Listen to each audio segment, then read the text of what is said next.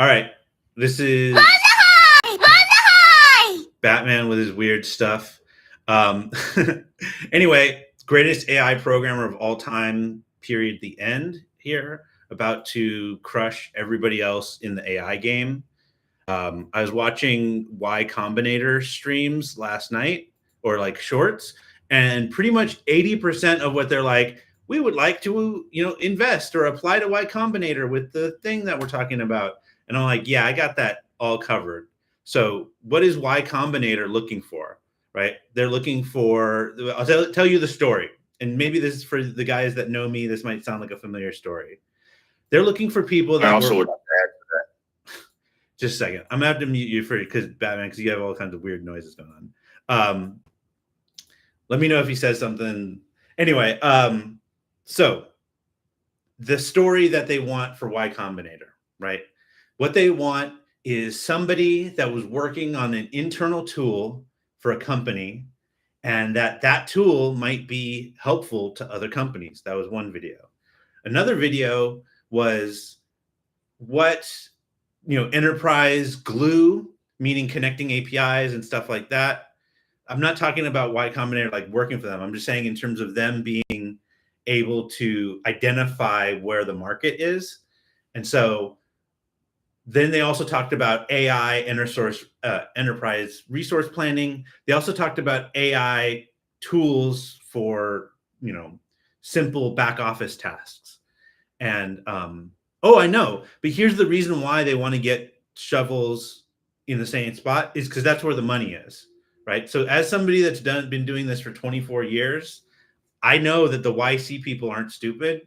And the reason why they're having people point at certain problems is that's where all the money is. Dr. Vogel can tell you that if we are able to get SAP, for instance, integration all done through AI, that's millions, if not billions of dollars. Man, Batman really, really got his Y Combinator. I'm not going to Y Combinator, okay? That is why I'm all self-funded. Chatman GPT's gotten some projects to keep the cash flow going. My wife is happy. Otherwise, I'm fully self-funded.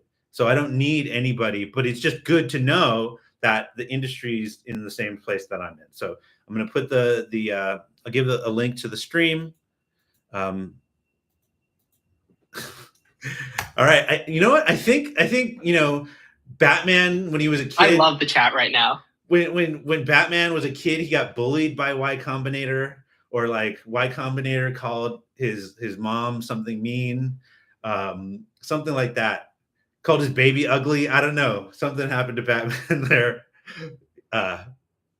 Anyway, I gave the that's the YouTube link. Oh, I posted it twice. If one of you guys could share that in the show and tell and the welcome new members with a at here, here we are streaming live on YouTube.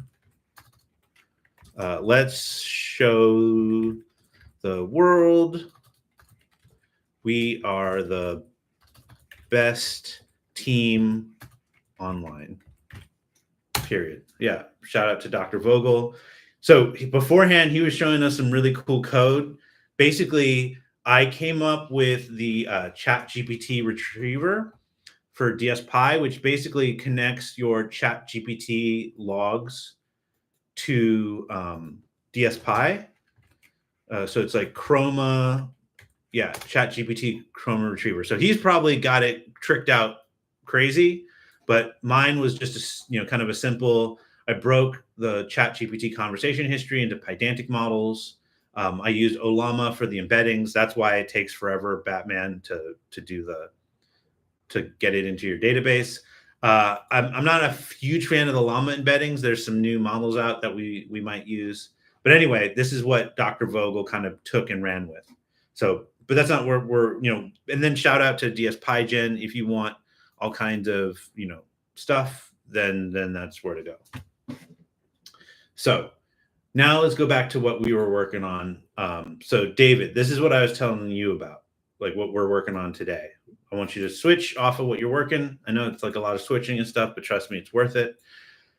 Yep. So what I was working on last night is this Gantt agent, right? So if we look at the Gantt agent as it currently stands, what is it, right? We have states of a Gantt, we have tasks, sections, Gantt chart, Gantt agent. And what does a Gantt agent do? It can plan, execute, monitor, and then complete tasks, then reset itself, right? So watch this. We're going to take it and we're going to um, say, give me a Mermaid JS diagram of a swarm of Gantt agents creating a SAP customization for a Fortune 100 company.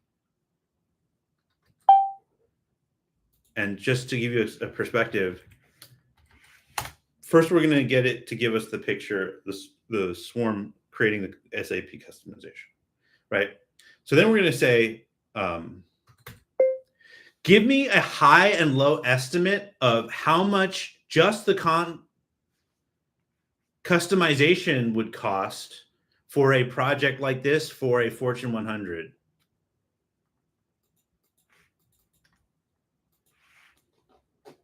Okay, so here we have, right, so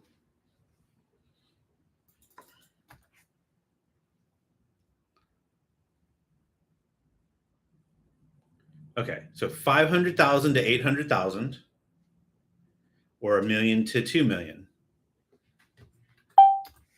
right? So that's that. These are numbers. I did not create these numbers. I didn't say Sean is so fantastic numbers. These are just that. So how many customers worldwide does SAP have? Oh, Y Combinator way. What is the global market for SAP customization? That's another way they want you to talk about it, right? I'm sure this is making Batman very angry. He's like, I gotta take all of my money or your money or burn the whole planet down. Okay. So $64 billion market, right? 103 billion, right? So, right. And so let's just say, how much would the Gantt code that I just showed you handle if we attached it to all available APIs?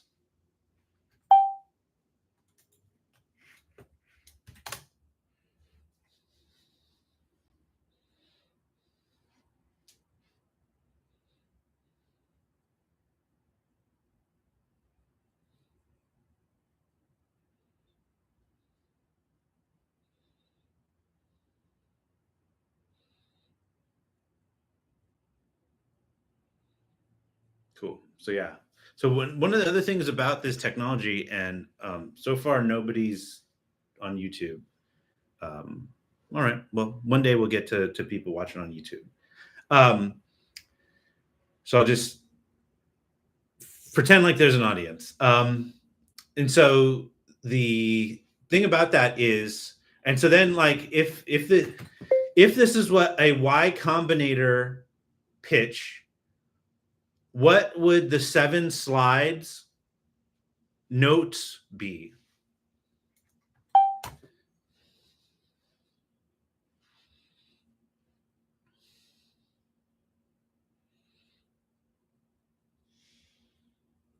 Market opportunity, right?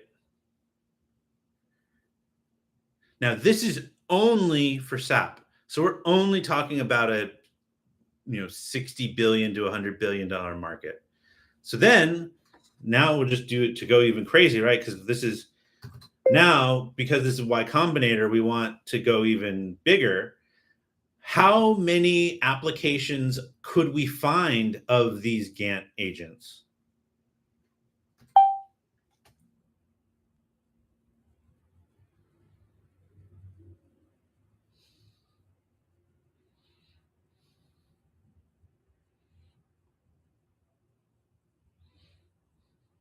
Yeah. So just some activities that we need that humans do, we can get going. So um, so I don't know, David. Does your computer do YouTube? What do you mean by that? Do you want me to get on YouTube? Having Yeah, I got somebody. it. Here's the thing about being a DJ, right? Like, because I was a DJ for a while. I'll probably get back into it. Is it's very hard to get people to dance when there's nobody dancing. So that's kind of the whole point about like kind of gaming, not gaming the system, but just having people in here is that if I had one person in here and that person wrote a comment, then it'd be that much easier for the next person that came in to come in and write a comment. For like it's There you behavior. go. I'm dancing right now. Yeah. So I'm the only one DJing. So I'm looking at an empty dance floor, except the empty dance floor is the entire world. And cool. So yeah, so I mean, because that's the thing is that what I'm trying to have you do, because I'm not just having you do this for fun, is I'm trying to have you model behavior for other people, right? The thing about leadership is that you have to teach people how to be followers, right? So for instance, that's what you're teaching me. You're teaching me how to follow you in terms of doing YouTube, right? That's why I'm putting you in the leadership position. So that's kind of the whole thing. So that's where now on YouTube, for instance, Chatbox, empty, as far as I can see. So it's like, oh, okay. So then what's the model? What's the behavior being modeled? Oh, well, that Sean streams and nobody comments. Well, Yeah. is that the way is that the environment that we want to show, right? So that's what I mean by like, even if I know you and even if it's just you putting in the comments, that changes the dynamic. See, there you go. Maybe I'll put in an emoji in there. We'll get the party going. Let me chat back. Whoa, man! It's the biggest guy on YouTube. It's from Chatman. No, I should start running them. David. So you can see that, like, I'm making it super exciting, right? Hashtag David. Right? Like what am I doing? This is when I was talking. So I was talking to you about how I was doing, MySpace and stuff, right? So there's a reason why I'm acting kind of weird. Not weird, but like I'm acting this way. I'm acting in a very specific way. This is me. I'm Sean, and I am behaving. So for instance, we got silly glasses. We got these glasses here. So this is like for Robot Sean. We got that. And then we also have the tiny Minecraft glasses for gaming Sean. Right? Like these are props that I have for a very good reason. These seem right? like good thumbnails. That's what I'm saying. Like, so for instance, like one of them could be a picture of my dog, and I'm like, what? Like this is like I'm trying to figure out what's the most extreme. You want to reenact that real quick? There we go. Perfect. Got it. Oh, like what is the my favorite what is it? Like stock photo. Like what? There's AI Gantt agents. What's going on right now? I can't believe it. That kind of stuff, right? Like it's a very like I know what works. And so that's why, but then also I've got like for meditation and cool stuff like art. Or even right, like I told you I was a DJ. Well, you might believe me, you might not. Or I can show you this. So it's like these are very, very specific props that I have for different characters that I can portray. Or if you want to go in a different direction, you can go Congressional Certificate of Recognition, Sean, which is also a choice that we can go with. So, we got options. All right, so I'm going to start sharing my screen. We'll start doing some code stuff. But that's the whole thing. Is that was I showing my screen when I was going over the SAP stuff? Yeah, you were. You're good. Okay, cool, perfect. Perfect. But so these are all the industries that this could be applied to. So let's just say for our slides. So for our slides, how much, if you combined all of these industries per year, generate revenue, not profit?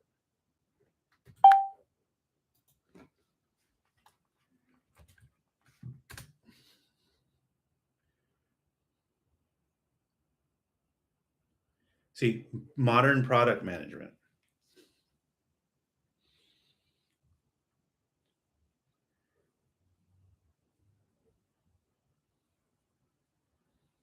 So now we're talking about $206 billion annually, right? And I will ask, is that worldwide or just in the United States? I want worldwide numbers since my agents can handle all languages, right? That's another thing that I was talking to you about was internationalization and translations. Is I know that I want my content and my funny videos and all this stuff to be available globally. So there we go. All right. So it looks like it's the same number.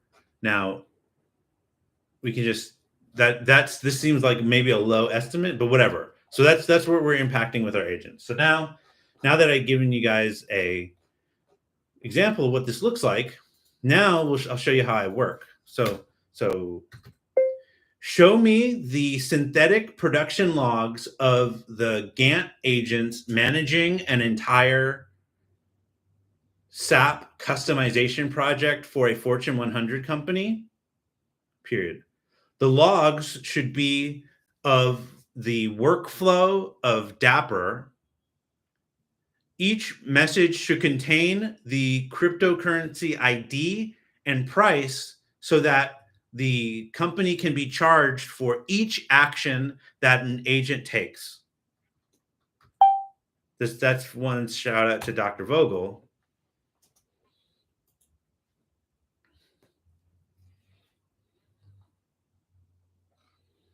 Cool. So we got our 9 Gantt agents, cryptocurrency, project coin, right? And so this looks pretty cool. But so what we can say is the production logs of the Dapper workflow should look similar to Dapper PubSub.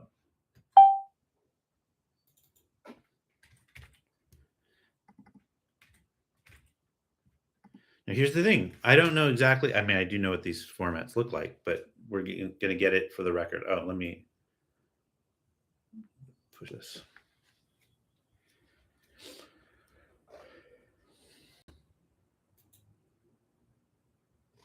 Right. So this is good. But so then now I want you to identify specific SAP API endpoints required to do these customizations, period. Also, imagine that there is an API that can go to coding agents to make requests for work to be done. So it's like, what does that mean? What does that look like? So for that, we can go to, not this. I have the code around. Dapper Gen. Yeah. So, yeah. So this is for Go High Level. So we can just say,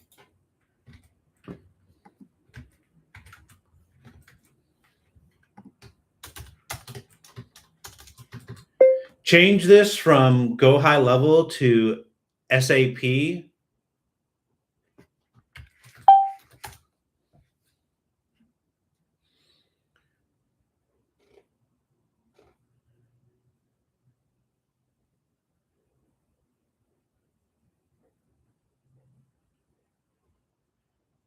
See, so it's doing this, We're not going to worry about real endpoints right now. Let's close this so we stop tabbing into it.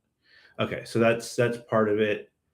We've got like different experiments. So I was trying to do the first pass at this. I was trying to do Dapper and go high level, and the API's integration was just too complicated. So now we have, okay, so yeah, so here we have our actor system.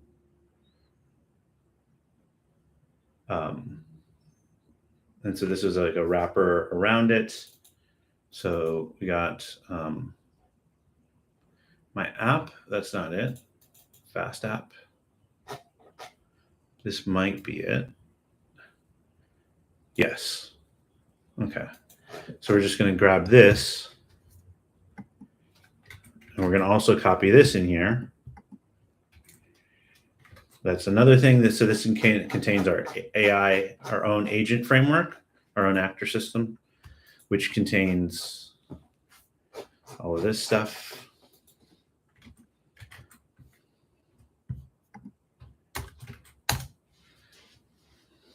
And so what I'm doing is I'm just loading up code that I've been doing. And this is kind of what I was talking to David about, was that like we're really nearing the point where we just need to keep kind of putting these pieces of code that I've already written together, and then we're there. So Dapper Python SDK. Do we have a goal for the end of the day? And if we do, can you just say it on stream? Yeah. So the person that's going to be doing our hosting on all of our hosting is on AWS. That's why I told you to stop focusing on it, because you were like, oh, what about the server, stuff like that. I just remembered I'm meeting with 5:30 at 5:30 with somebody that'll handle all of our hosting, all on AWS.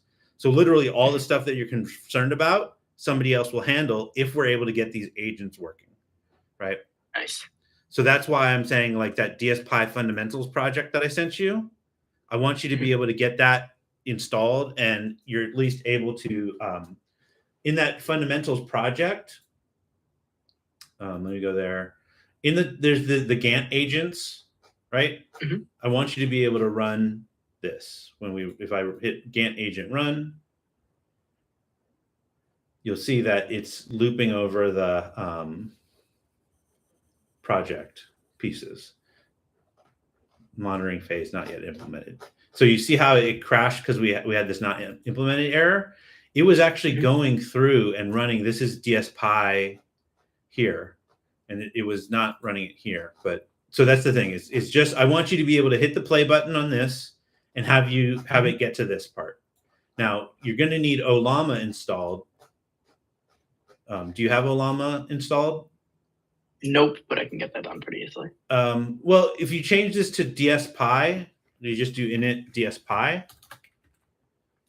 This will use OpenAI, the GPT 3.5, which is good enough and fast. So just change it to this. Okay. And so what time is it? 10:48. Yeah, and if you don't have time, don't worry about it. The good thing about YouTube is I can just write down what time you said something, and I don't need to bother, remembering anything. So don't just okay,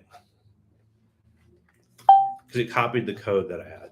I said, don't. By the way, is that person hosting? Do their name start with R? Yes. Okay.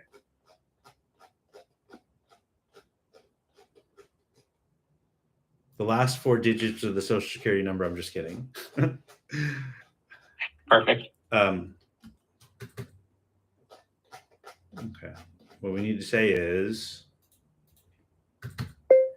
modify this code to refer to SAP explicitly. Period. Come up with an executive summary of this code and then a summary of what it would take to convert it. So right now, all I'm doing is getting the code that I already have into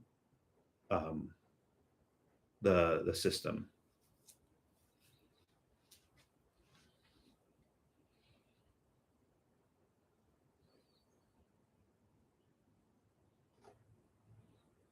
Yeah. No.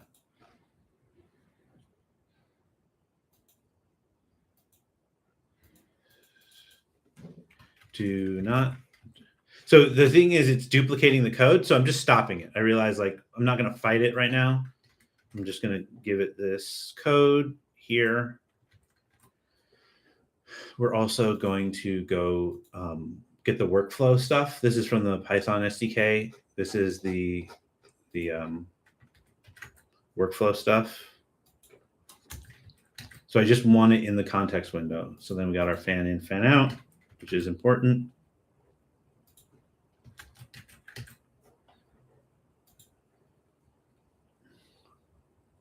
Task chaining. So I want you to come up with a design for Lean Six Sigma project charter for the SAP customization. Period. Do not write any code.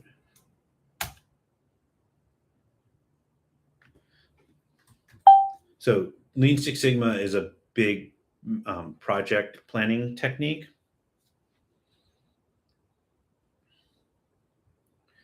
So if you look at how much time this thinks it'll take, we got 5, 8, 16, 20. So if we can get this all working today, which we don't need to get it all working, we're saving 20 weeks worth of work and a lot of X's of cost, right? So the thing is also though, what I was trying to get it to do is trying to get it to forget duplicating all the code and copying it and stuff. So now what I want you to do is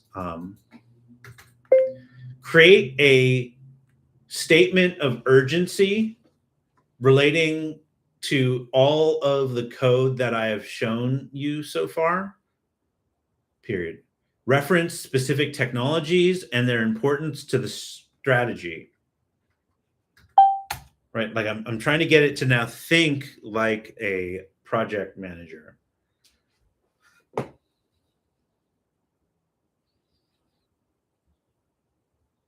What's interesting about like what it thinks about the name of DSPy changes. Sometimes it's data science Python, distributed systems for Python. I kind of just let it do its thing because I think for me, DSPy demonstrate, search, predict is not how I use it at all. So it's interesting. It's kind of like a blank slate that you put your own meaning onto. Okay, so we got that in there. So now let's work backwards through the code and come up with a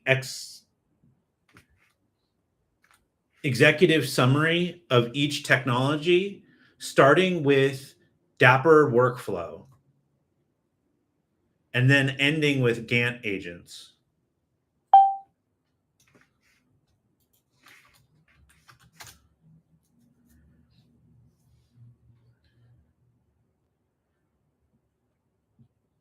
Okay, so now I'm making it explain the technology that's in there. Because again, we're now, what I want people to think about, and it's interesting, now that we're in YouTube, it's a square. So it used to be a circle in Loom, now it's a square or a rectangle. So what I'm trying to do is it's imagine like I'm doing it's like a police movie or whatever, and there's a bulletin board. And so we got the goal up here, we got the plan up here. Now, if I was doing what most people do about like writing code, or even it's like, oh, imagine you're a CEO doing a little plan, like the area that they're covering is relatively small. Whereas I want to cover like a huge, massive, like, what am I talking about? I'm talking about global markets, and I'm talking about agents, and I'm talking about, you know, mermaid diagrams. All of these things are for a reason, right?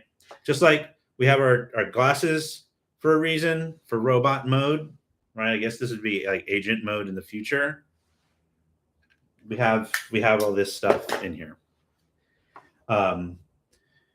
So we got all of these technologies listed, right?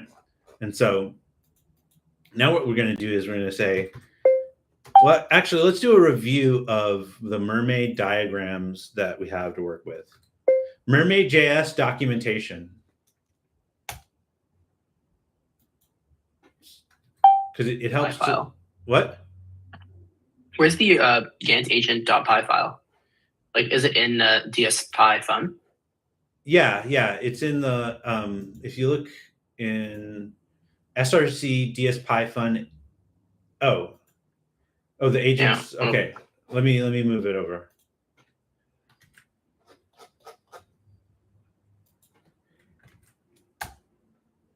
Okay, cool. Thanks. Yeah, so we have in here. Let me post this to GitHub. So Yep.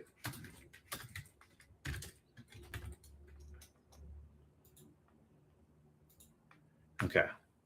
So what I want you to do then, once you get this working, is I want you to just create a simple CLI command. All you have to do is there's an agent command folder.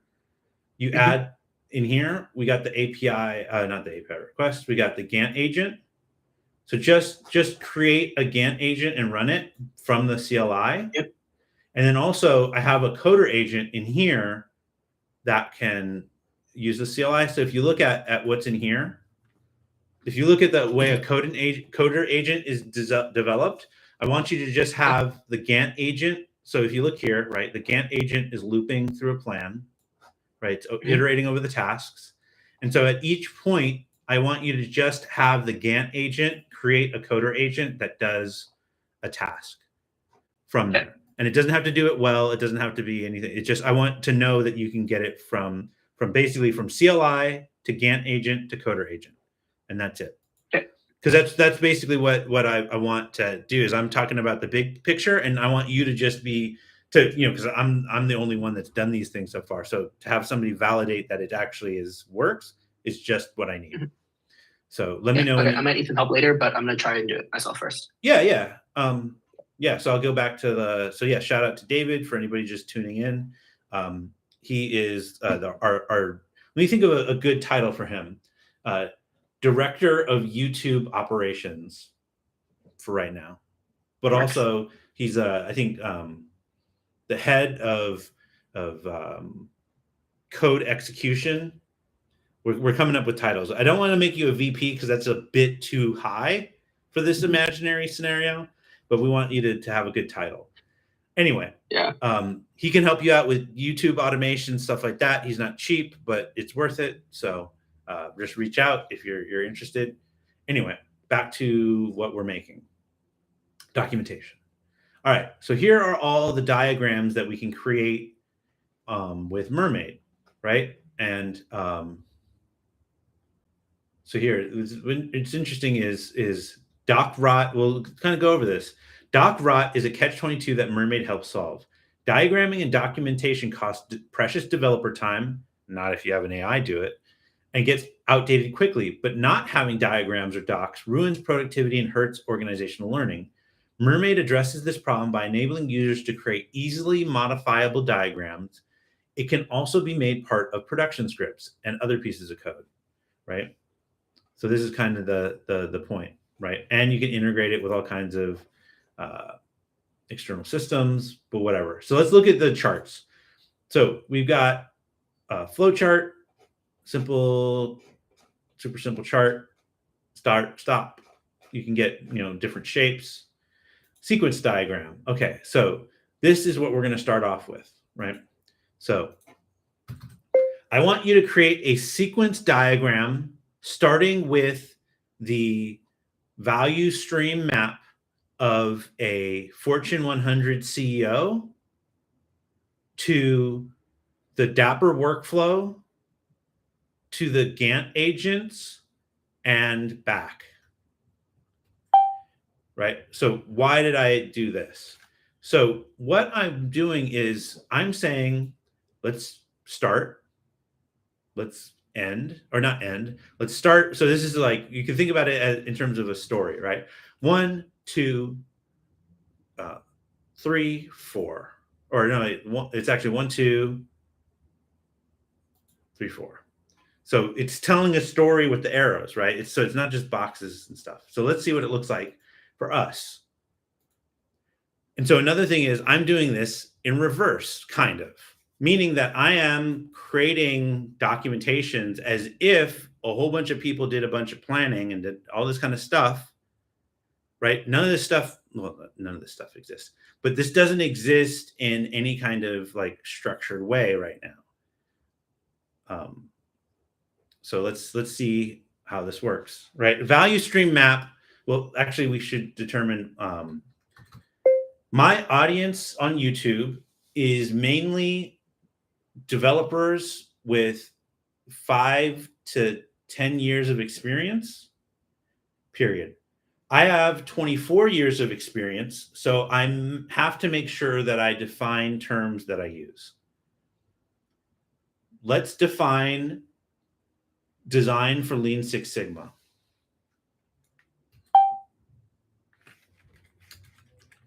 And then I'll read it for the transcript so that also for when we do internationalization, my words can be translated so that people that don't know English can understand. All right, what is Lean Six Sigma? Lean Six Sigma is a methodology that combines lean manufacturing principles and Six Sigma techniques to improve performance by systematically removing waste and reducing variation. So let's just start off by this. So let's just say, explain this at a 3rd grade reading level. It's about fair. Okay. Lean Six Sigma is a way to make things better and faster. It combines 2 ideas, lean.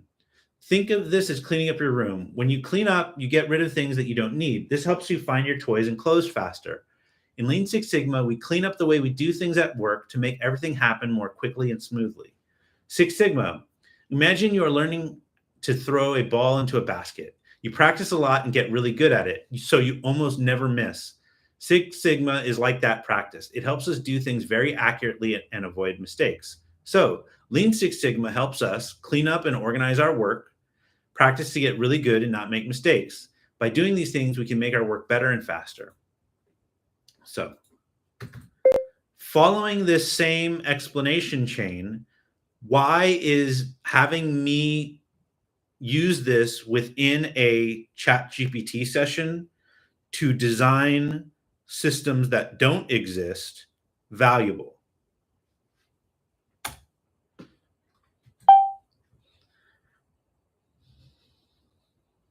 Okay.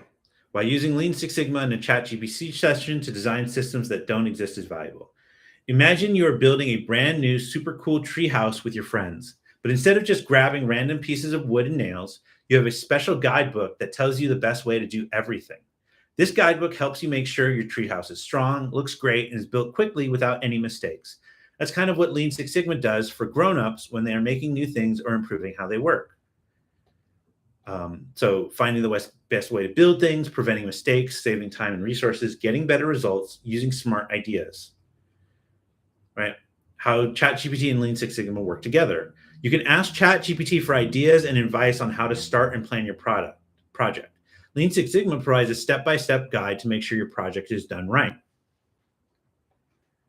Right? So then, and now to take this back to our Fortune 100 SAP project example, period. Provide what the project might look like if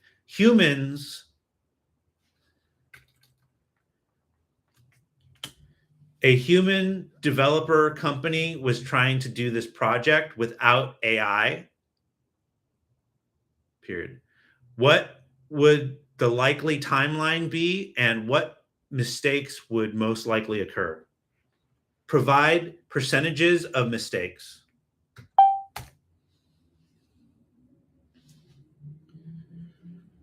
Okay.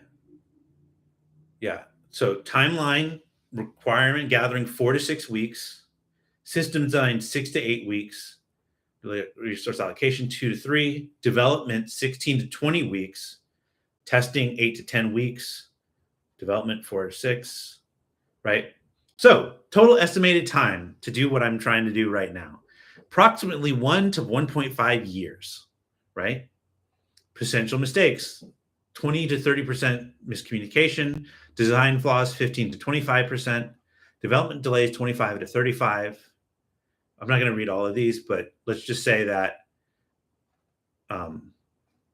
So now let's just say that I had AI agents, both Gantt and coder, period. They were able to take our entire conversation, turn it into a domain-specific language, and then execute the entire project without human interaction. What would that timeline look like?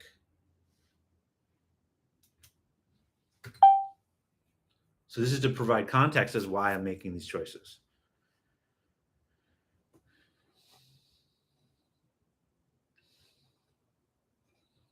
Okay, so still, right?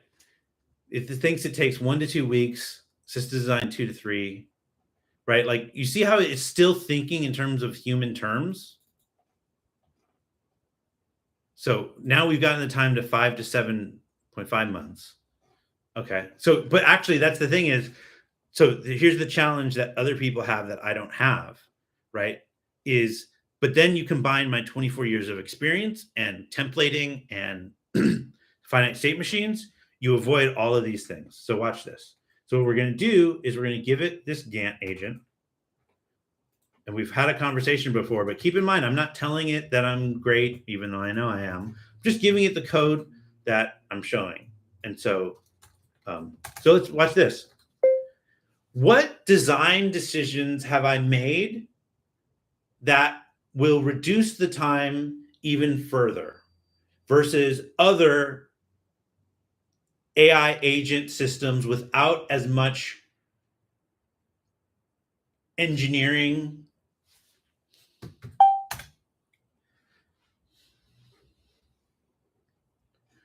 Cool. See, so here, it understands exactly what I did.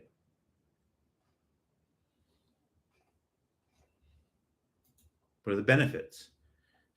Clear and structured workflow, reducing ambiguity in task transitions, right? Error handling, parallel processing, right? Simpler state management or none, right? Code generation and testing, right? Templating, modular and reusable components, right? Templates and modular functions. So existing APIs, right? Within the workflow. So, full automation. So now let's redo the project timeline completely, considering these innovations that I have brought about. Keep in mind that code generation only takes 500 milliseconds. State changes in the agents by language model choice only take 250 milliseconds. Or in the case of a state transition going from one to the next, no time at all, period. Let's try to accurately map how many pieces of code need to be executed in order to complete the entire Fortune 100 SAP customization project. Right? Let's actually figure out how many. Shout out to CTCS, composable architecture yet. So the thing about it is that, right now we're bringing down. So that here's the thing: it thinks that it takes the agents 1 to 2 days, right? It's still not. I mean, this is fine, right? Let's just say that language models are churning and they need to do stuff, so it's not instantaneously, right? But now code generation, 1,000 pieces of code generated, right? Testing and debugging, right? Now we're doing the time calculations,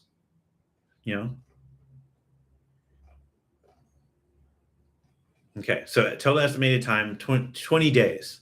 So we've now taken something down from a year and a half to 20 days. Okay, so here's what I have also. I also have a concept I call frozen swarms, which is that using PDDL or other methods to find the optimal way of running swarms of agents We remove the need to have state transitions chosen by language models entirely. Can you explain this theory in terms that other people would understand?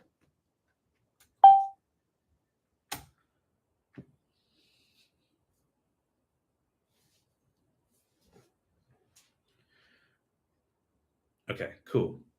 So yeah, frozen swarms is a concept aimed at optimizing the coordination and executions of tasks by swarms of AI agents.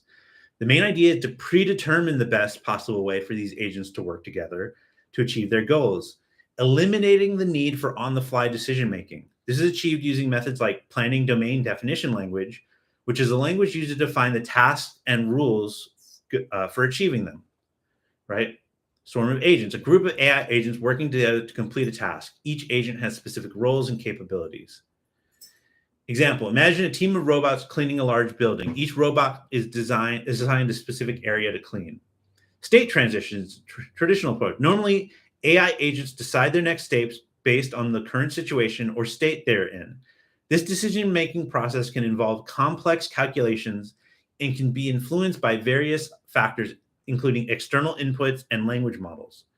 Example, a robot deciding whether to clean the next room or recharge its batteries based on the current battery level and the cleanliness of the room.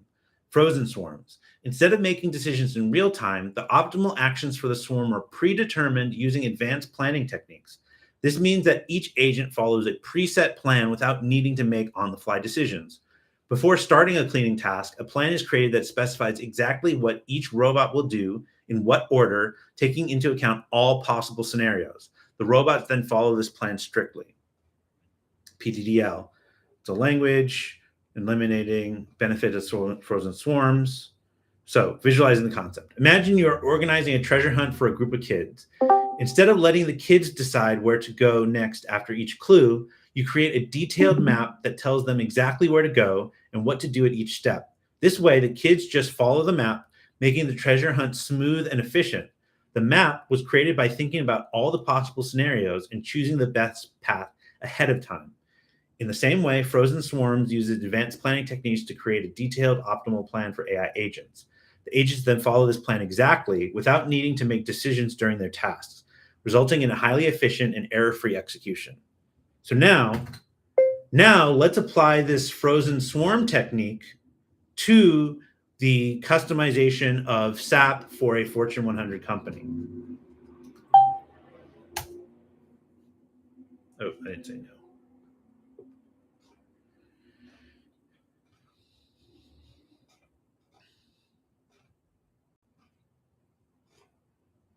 Okay. Right. So, but let's say I'm gonna go grab lunch. Cool. Yeah, see ya.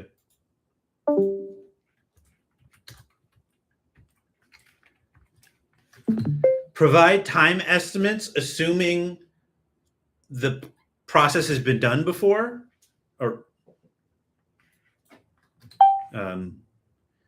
assuming the planning has already been done. Oops. Oh, shit.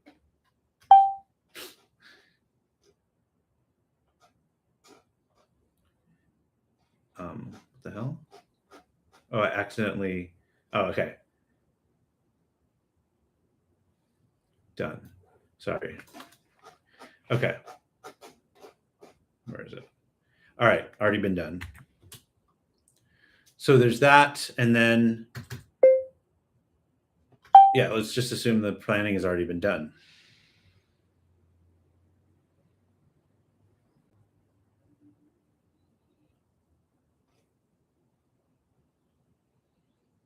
Okay. So the thing is,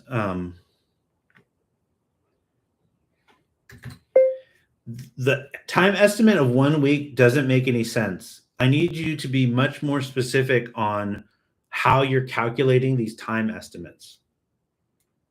Remember, these are AI agents using language models, not humans.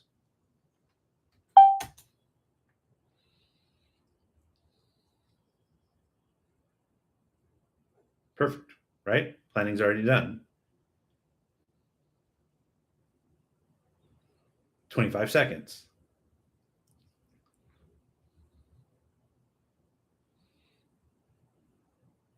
All right, cool. Much better. I think so. Now we've started at, let's find, we need to look for 1.5.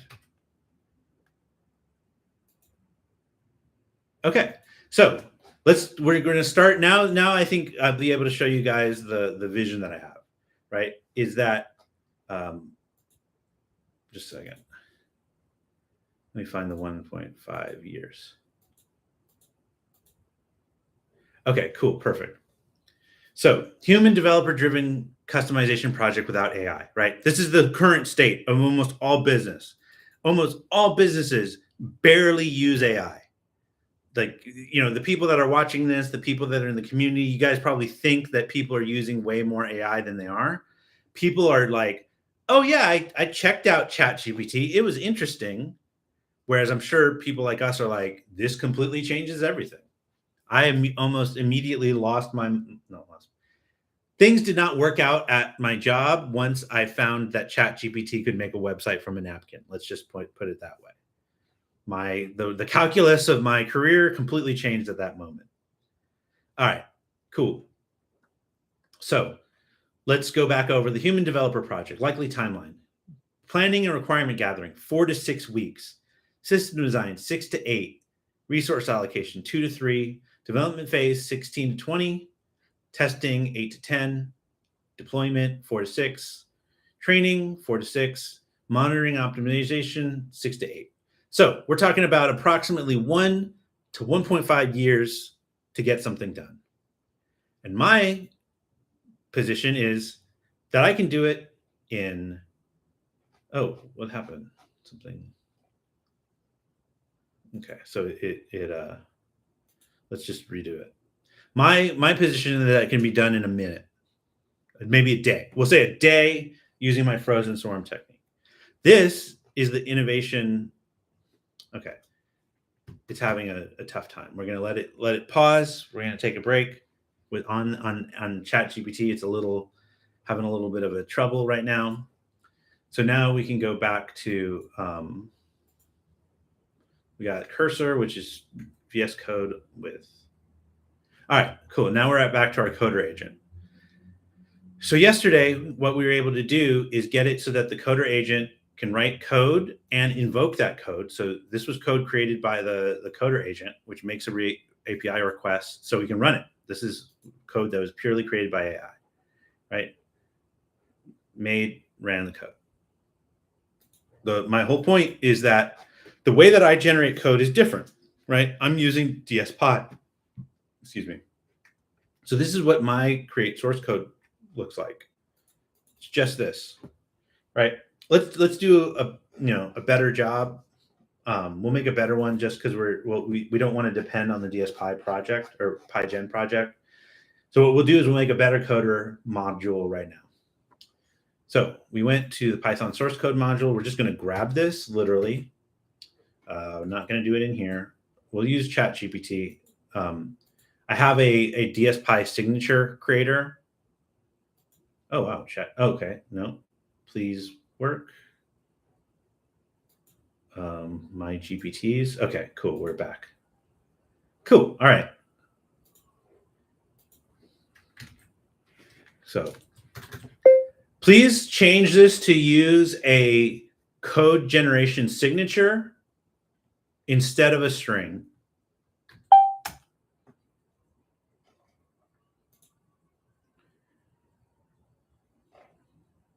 Okay, cool. So now we have a signature that we're using, and we'll put it in there. So that creates our module. So then another thing that I do is I have endpoints. So we can just grab this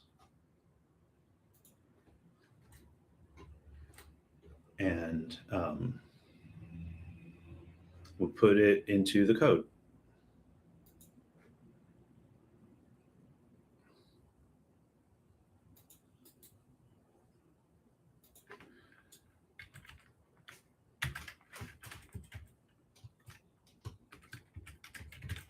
Pep8 code module. Now, instead of just DSPy, that's not how you do things. There's a signature. Oh, okay. I'm gonna close this. Grab our signature.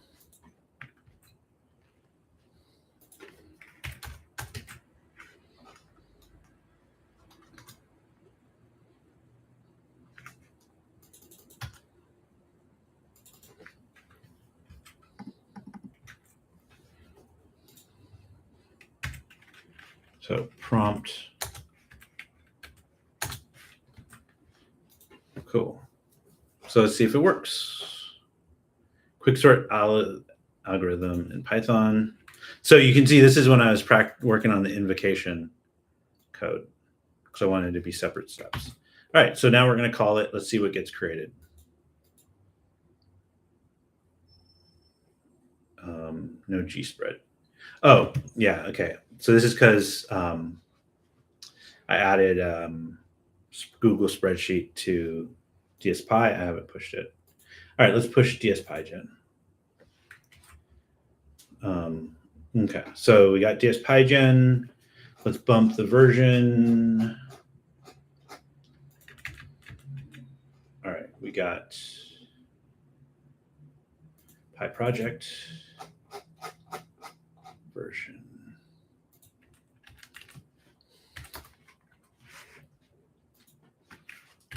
Pub. Make sure this is.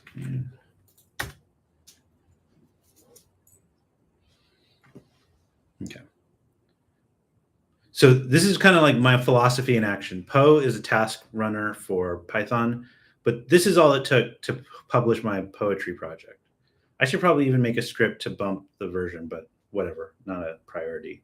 But like that's how easy these things are. So now we can go back to our project. And we can do poetry update.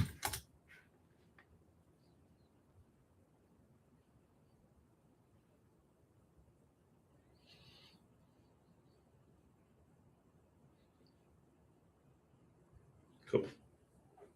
There we go.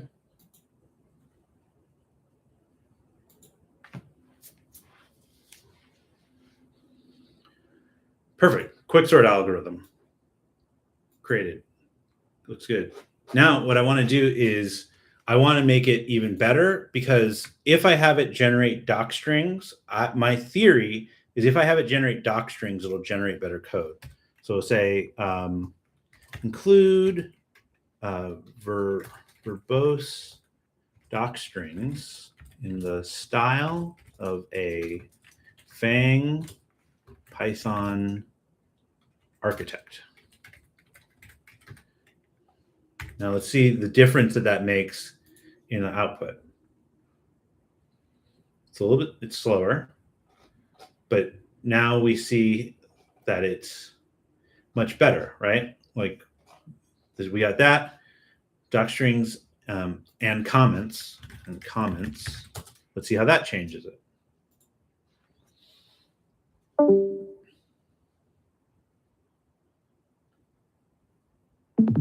Perfect. So now we got that. So now do you see how easy it was for me to change the quality of what I got? And so you might say like, oh, but Sean, that's prompt engineering. Not really. Like, this is a Python class. I'm changing doc strings, right? You don't see some kind of string going into something. It's just, that's the thing about DSPy. Let me give you a quick reason why I like DSPy, because my reasoning I think is different than most people. And actually let's fix this. You know, I'm not a fan of the squiggly lines. So just a second.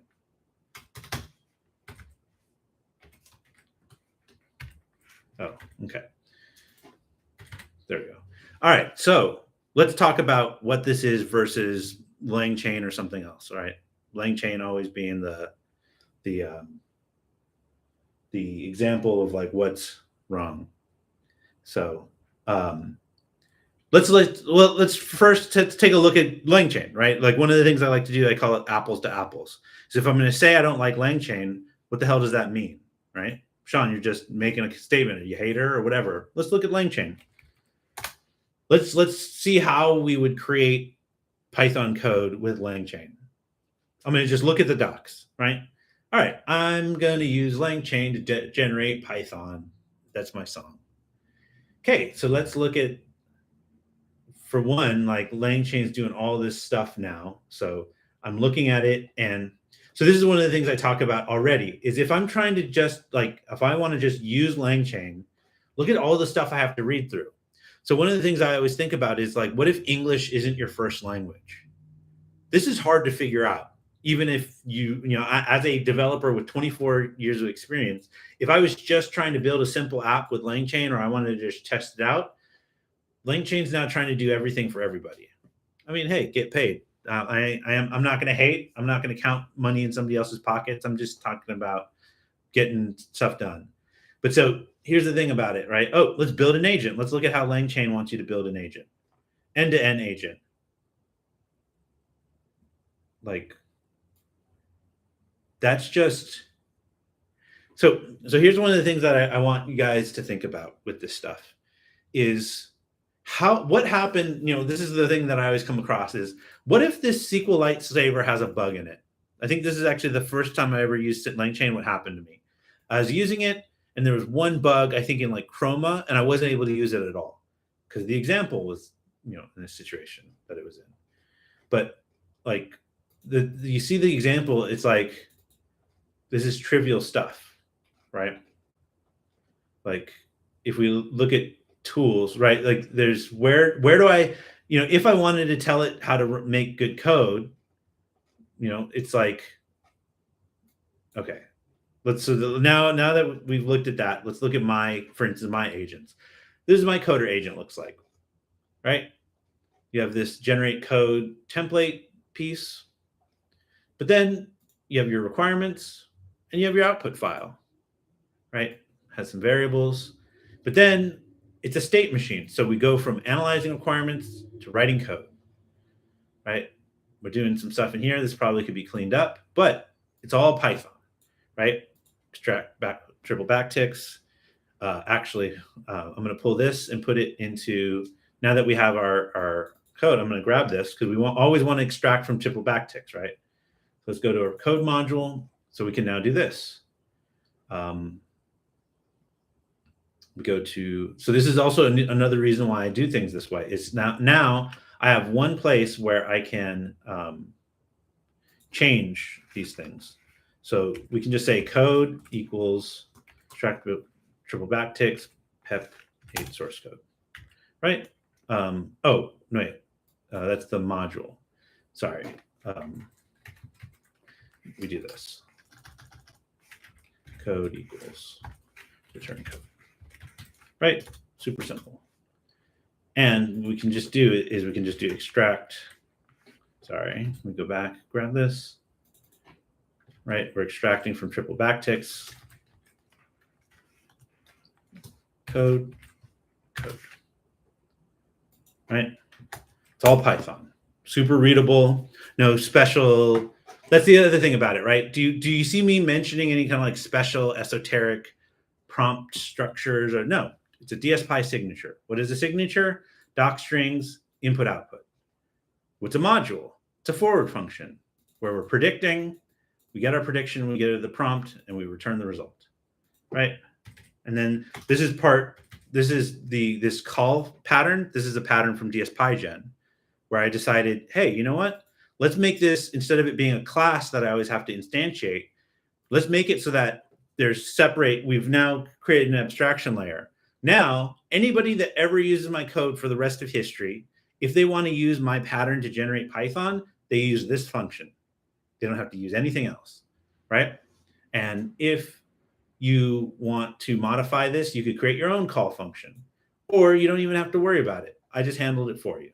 So let's see what now the quick sort thing, make sure it still works. Okay. Oh, so one of the problems is that so we'll say if, we'll just have it return if not found, if we'll say if no, return the original string. There we go. See, got it. We got to check. There we go. Right. Now, no matter what, it'll always return whatever's in the triple backticks. So we're all good.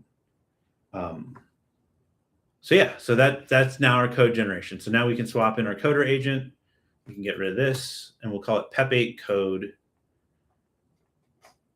We'll change this here. Yeah, we'll refactor, rename.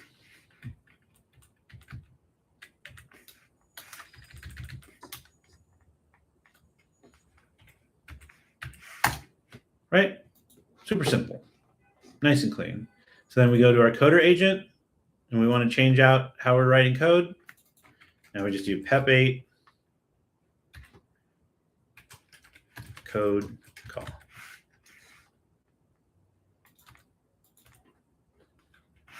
And then we just import it.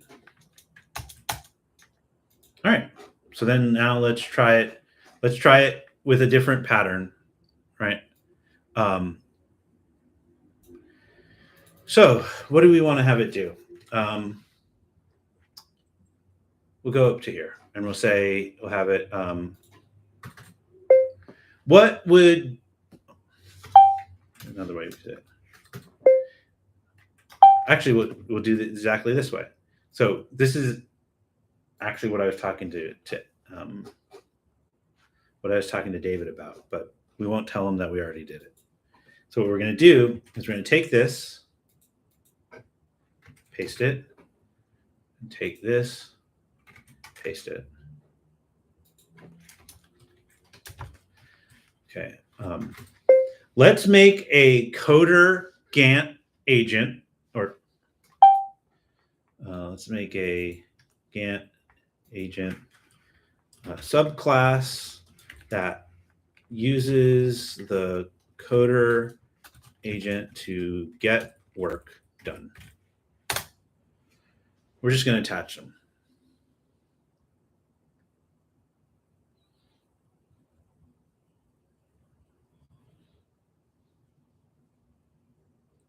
Okay, so we don't need to don't rewrite.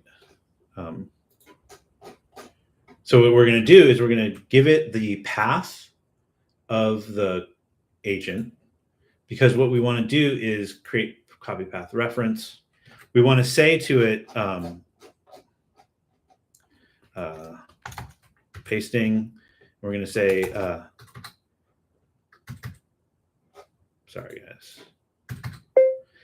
This is the path of the original agent. I want you to import the code instead of duplicating it. Yeah, so now we'll have it do the import.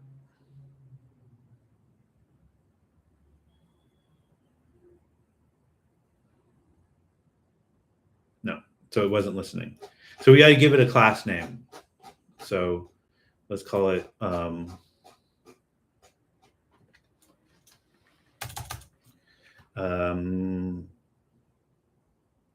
code manager. That is not how you spell manager. That is. And then we'll say Gantt agent. And I'll show you. So code manager is a Gantt agent, right? So we're telling it the Python, and we'll give it a file name, right? We'll say code, and we'll give it code manager agent.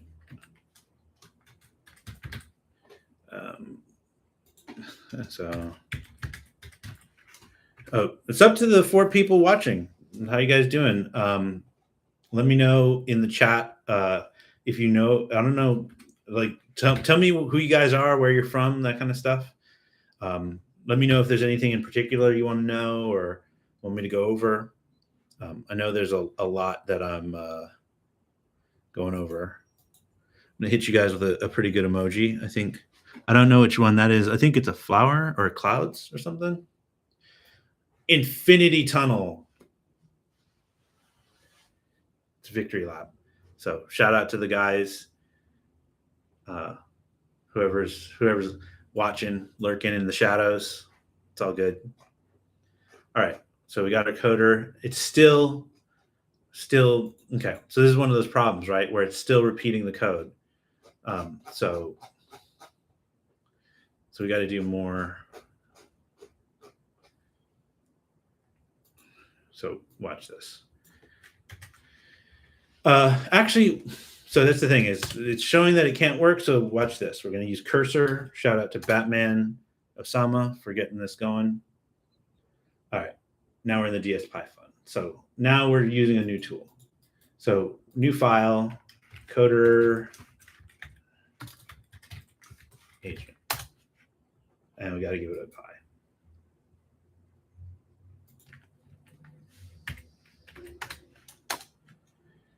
So create a class that is a combination of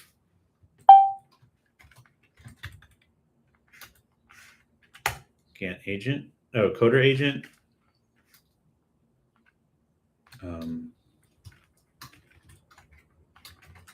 coder, and at Gantt.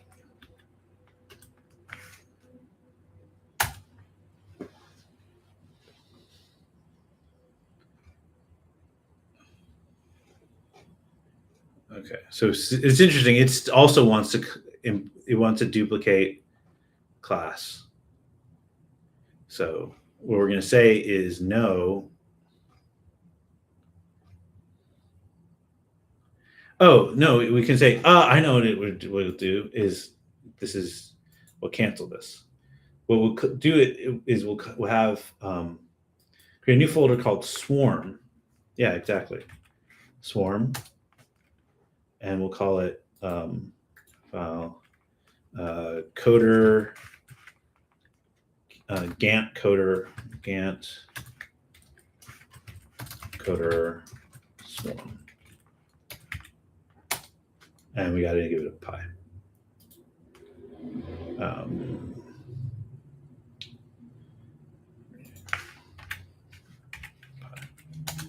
All right, so now what we'll say is import the coder agent and Gantt agent, have a loop through a task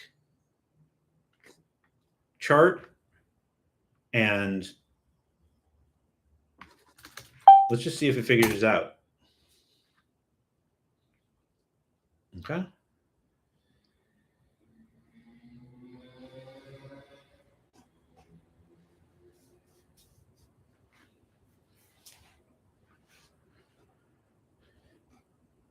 Cool. All right, so it kind of got it. So this is a good start, but does not include the Gantt agent.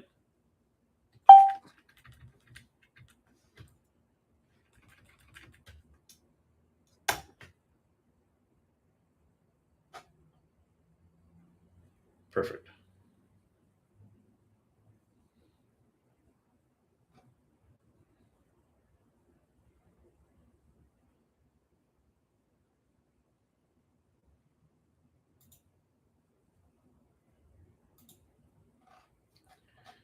Okay. Cool. All right, so we got this now. So now we can take this and we can say,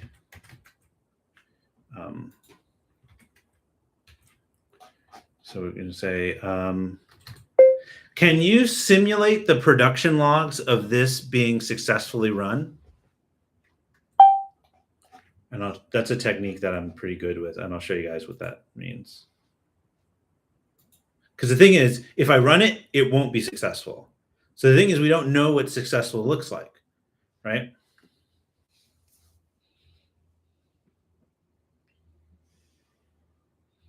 Right. So here it's doing exactly what's here. So what we're going to say is like, okay, now that's what it looks like when it runs successfully, exactly what's here. And so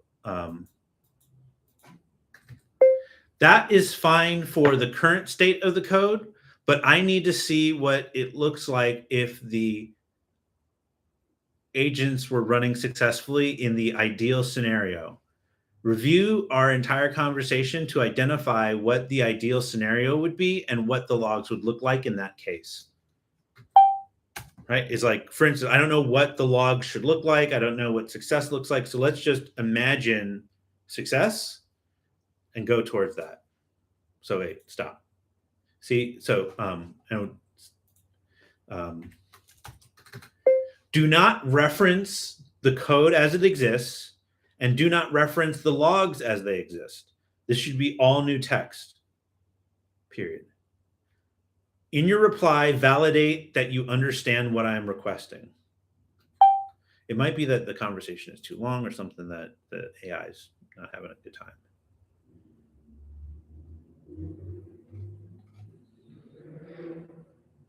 Okay. No. So, so the start with a different scenario for, oh, no, actually. So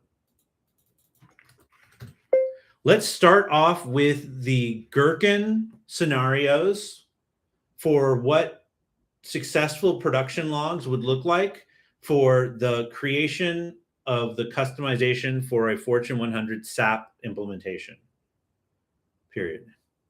We are imagining the ideal state. We are not bound by reality. So Gherkin is a way of defining what success looks like, right? So see, so for instance, no, so this is wrong, for instance. And actually, what I realize is that it's cut. The reason why it's wrong is because the coder agent has this, because we have this. So what we need is requirements, and let's just take this out. We're going to take this out because we don't need them. Let's just make sure that additional instructions is optional. It is. So we're going to take that out. I'm going to take that out. And we're going to take this out. And the reason why I'm taking this out for now, I'm going to put it back in, but I want to have an unbiased perspective. So we're going to start a new conversation. That's the other thing we're going to do.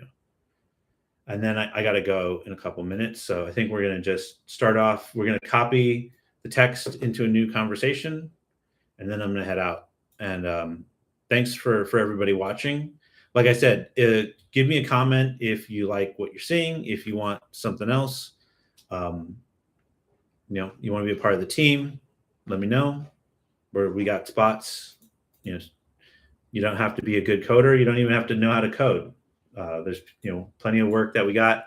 We're about to start getting paid. So if you want to get paid for doing this kind of stuff, or you want to change your careers, you want to do all that kind of stuff, just let me know. That's what I'm in the business of, is helping people transition careers, all that kind of stuff. So we're going to take the coder agent and put it in the new conversation, right? One. And we're going to go take the Gantt agent, and we're also going to take the Gantt chart out, right? And then we're going to take this out.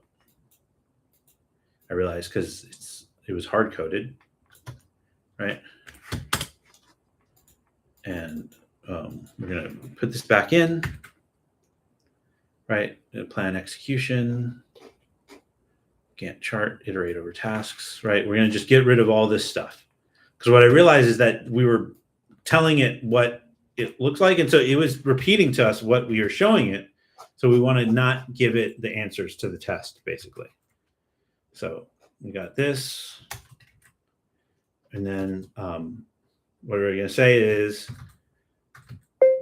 I want to see a swarm in which these two agents are interacting with each other. And so, oops, damn. So what I realized also is that I want to see what the swarm looks like from the language model's perspective, right? I already know what I think it should look like, but now let's have it see. So now, for instance, it created this orchestrator class. Perfect. Like I didn't think about it that way, but this is exactly what I wanted. So yeah, so this is perfect. So I got to go take this dog to the vet, get him checked out, change his oil, rotate his tires. Thanks for watching. And yeah, let me know what you guys want to see. So talk to you later.